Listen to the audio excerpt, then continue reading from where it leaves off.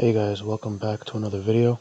Here I'm working on pencils for 11 by 17 painting. And before I started, I wasn't sure exactly what I was doing. So I was just trying to draw a pose that takes up majority of the page and see how it would end up. And I just started off with a regular pencil. It's a regular number 2 pencil. It's soft enough that it draws quick and that it could erase. And then later on I'm going to use a darker pencil to block in more of the shadows and the thicker lines. Here to pose, I tried to pick something that would be fun to paint, something without too much movement. Something that's just a pose that looks well in terms of composition on the page.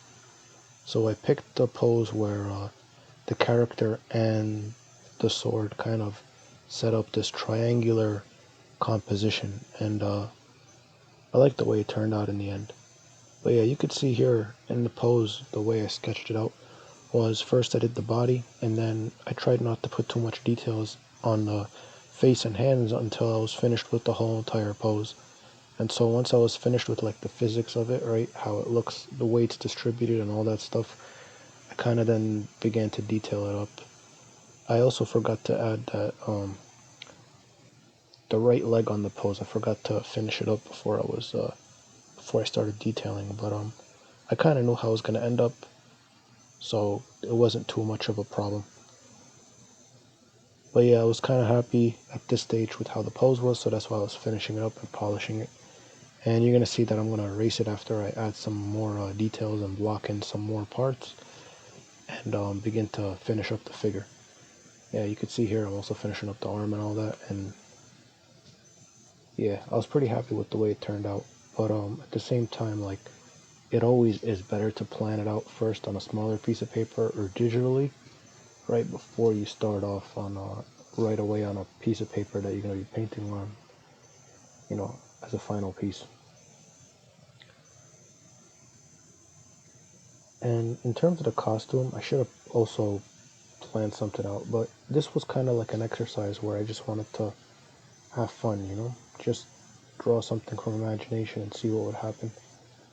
Because when you do an exercise like that, you're presented with a lot of problems, and it's just problem solving at that point. You're just figuring stuff out as you go along and improvising. It's a good exercise just to paint from your head without planning or anything. It keeps things fresh, keeps things fun. And here you can see the Staedtler pencil that I'm using. It's called the Mars Lumograph, and it's a pretty good pencil in terms of just how dark it is. But the only downside is that it's not sharp enough to make really thin straight lines, and so I just use it to block in the bigger lines, and that also keeps you from overworking and doing too much work that you don't have to do really, because you're going to paint anyway. So you're going to leave all the rendering and all that line work and stuff like in the painting. Well, not line work, but all the rendering really, and all the shading and stuff like that. You're going to leave that for the line work, for the paint, I mean.